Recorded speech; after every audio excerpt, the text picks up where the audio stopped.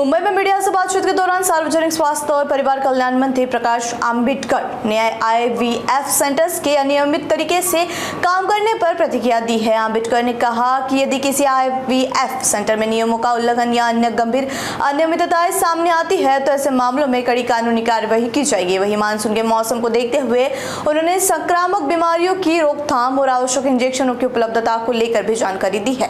आइए सुनते हैं मंत्री प्रकाश आंबेडकर का पूरा बयान। आयव्हीएफ सेंटर संदर्भामधलं एक प्रत्येक वेळेस प्रश्नचिन्ह आहे ते उपस्थित केलं जातं। काय नेमकं नाही, विशेषतः महाराष्ट्रामध्ये अलीकडच्या काळामध्ये 2-3 घटना घडल्या की ज्याच्यामध्ये आयव्हीएफ सेंटर्सच्या एकूणच कामकाजामध्ये अनियमितता आढळते आणि त्यामुळे होणाऱ्या सगळ्याच एकूण जनतेला त्रासाबद्दल विधानसभामध्ये लक्षवेधी उपस्थित केली होती आणि काही आमदार महोदयांनी त्याच्याबद्दल कडक कारवाई करणं आणि विशेषतः मकोका सुद्धा लावावा अशा पद्धतीची मागणी केली होती। ऑलरेडी आम्ही याच्यापूर्वी सुद्धा पीसीपीएनडीटी ॲक्टमध्ये ज्या पद्धतीची अनियमितता होते किंवा बेकायदेशीर पद्धतीने काही गर्भपात करण्याचा प्रकार होतोय त्याच्यासाठी वारंवार असे प्रकार करणाऱ्या लोकांसाठी विधी व न्याय विभागाकडे प्रस्ताव पाठवलाय मकोका लावण्याबद्दलचा।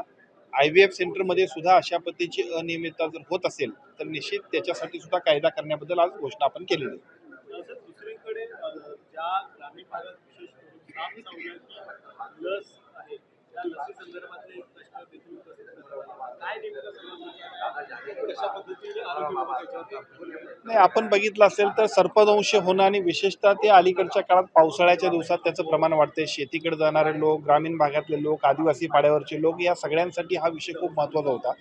त्यामुळे या आजच्या विधानसभेतल्या आजच्या प्रश्नामध्ये या सर्पदंशाबद्दल सरकार कोणत्या पद्धतीची कारवाई करते अशा पद्धतीची विचारणा सर्वच आमदार महोदयांनी केली होती। सरकारच्या वतीनं याच्यासाठी जे काय अँटीस्नेक वेनम हे जी काय लस द्यावी लागते ती लस संपूर्ण पीएससी पर्यंत 1,94,000 लसी उपलब्ध आहेत। कोणत्याही पद्धतीनं जर अशा पद्धतीचा सर्पदंशाचा एखादा पेशंट आला तर त्याला तात्काळ उपाययोजना करण्याबद्दल संपूर्णतः यंत्रणा आमची सज्ज आहे। दुसरा भाग असा आहे की आता एक नवीन इनोव्हेशन आपण आणलंय की महाराष्ट्रातलं पहिलं इनोव्हेशन आहे ते की जे देशामध्ये सुद्धा होईल।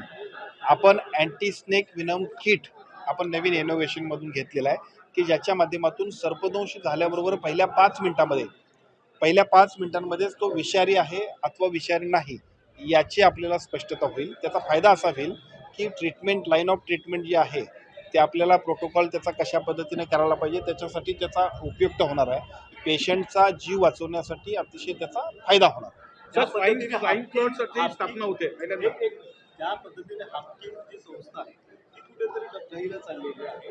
अशा पद्धतीचे ज्यावेळेस लसीस तयार करण्यासाठी परवानगी दिली तर त्यामुळे पुन्हा एकदा उभारी मिळेल असं नाही, मुळातच हाफकिन ही महाराष्ट्रातला सगळेच R&D करण्याचा म्हणजे रिसर्च करण्याची खूप मोठी इन्स्टिट्यूट आहे। याच्याबद्दलच्या ज्या काही माझ्या अधिकारातला किंवा माझ्या विभागाचा प्रश्न नाही, परंतु आज हाऊसमध्ये याच्यावरती बरीचशी चर्चा झाली आणि संयुक्तपणाने आम्ही उत्तर दिलं। त्याच्यामध्ये हाफकिनमध्ये अशा पद्धतीचे रिसर्च व्हायला पाहिजेत त्यासाठी त्यांना आवश्यक असणारे फंड्स देण्याबद्दल सन्माननीय मुख्यमंत्री महोदयांकडे आम्ही सगळेच जण एक बैठक घेतोय, विनंती करतोय। कारण महाराष्ट्राच्या एकूणच हेल्थ डिपार्टमेंटसाठी सुद्धा हाफकिनचं महत्त्व अनन्यसाधारण आहे। त्यामुळे त्या पद्धतीनं सूचना किंवा त्या पद्धतीची एक बैठक आम्ही महाराष्ट्राच्या मुख्यमंत्र्यांबरोबर घेतोय। सर स्वाईन फ्लूची स्थापना आपण करतात वेगळी कन्सेप्ट नाही, अलीकडच्या काळामध्ये आपण बघितलं असेल तर हेल्थ सर्व्हिसेस देण्यामध्ये ज्या पद्धतीनं एका बाजूला गव्हर्नमेंटच्या सगळ्या सर्व्हिसेस आहेत त्याच वेळेला प्रायव्हेटमधल्या सुद्धा सर्व्हिसेस आहेत आणि मग प्रायव्हेटमधल्या सर्व्हिसेस जर असतील तर प्रायव्हेटमधल्या असतील अथवा गव्हर्नमेंटमधल्या सर्व्हिसेस असतील त्याला योग्य पद्धतीनं दर्जेदार पद्धतीनं देण्यासाठी आमच्या सगळ्यांची जबाबदारी आहे। आणि मग याच्यामध्ये अनियमितता होण्याच्या काही तक्रारी येत आहेत। 2%, 3% लोक चुकत आहेत परंतु सगळी सिस्टमच चुकले असं सगळ्या समाजाचा गैरसमज होतोय। त्यासाठी आपण एक फ्लाइंग स्क्वॉड नेमतोय। पुण्याच्या आरोग्य विभागाच्या यंत्रणेच्या माध्यमातून या फ्लाइंग स्क्वॉडचं मॉनिटरिंग होणार आहे की ज्याच्या माध्यमातून पीसीपीएनडीटीज असेल, सोनोग्राफी सेंटर्स असतील, आयव्हीएफ सेंटर्स असतील या सर्वांचं राईट मॉनिटरिंग होईल। जी काय बेकायदेशीर किंवा अनियमित अशा पद्धतीची कामकाज होत असेल तर तात्काळ त्याच्यावरती कारवाई सुद्धा होण्यामध्ये आणि त्या माध्यमातून संपूर्ण आरोग्य विभागाची यंत्रणा अधिक गतिमान होण्यामध्ये उपयोग होणार। विशेष करून जी बिलं वाढवली जातात या बिलं वाढवण्यासाठी प्रामुख्याने खाजगी रुग्णालय या सगळ्या संदर्भामध्ये ह्या स्पॉटचं बिलं वाढवणं हा विषय वेगळा आहे आणि हा फ्लाइंग स्क्वॉडचा उद्देश वेगळा आहे। फ्लाईंग स्क्वॉडमध्ये ज्या पद्धतीने PCPNDT म्हणजे आता ज्या पद्धतीने मुलींचा जन्मदर कमी होतोय हा गंभीर विषय आहे. ते सातत्याने याच्याबद्दल सर्वच लोक चिंता व्यक्त करतात. त्यामुळं फ्लाईंग स्क्वॉड हे PCPNDT, सोनोग्राफी सेंटर्स आणि विशेषतः IVF सेंटरच्या एकूण कामकाजाला करण्यासाठी काम करतं. सर फोडाफोडीचं राजकारण आहे हे आता भाजपालाही भोगावं लागणार आहे.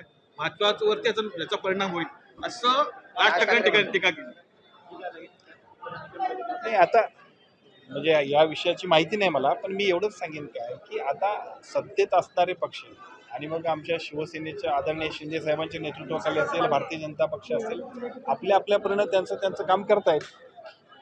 याच्यापेक्षा फार बोलणं उचित सर नाही. पण ते असं म्हणताना असं देखील म्हणालेले आहेत की देह विक्री सुरू आहे, त्यामुळे ग्राहक तर मिळणारच आहेत. खासदार आणि आमदार फुटीवरून ते असं म्हणतात देह खालच्या विक्री लेवलची खालच्या भाषा. level- राज ठाकरे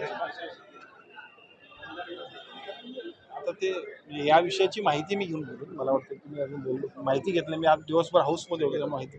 संजय राऊत असं म्हणालेले आहेत की नेते ठरवताना आत्मचिंतन करून नेते ठरवले गेले पाहिजे. संजय राऊतांचं स्वतःच म्हणणं आहे नेते ठरवताना आत्मचिंतन करणं गरजेचं आहे पक्षाने. मला वाटतं की या सर्वच विषयांची माहिती कारण हाऊसवर आज दिवसभरातलं कामकाज माझंच होतं. त्यानंतर मी आता तुमच्यासमोर आलो. माहिती घेऊन मी आपल्याशी बोललो. ओके चला थँक्यू.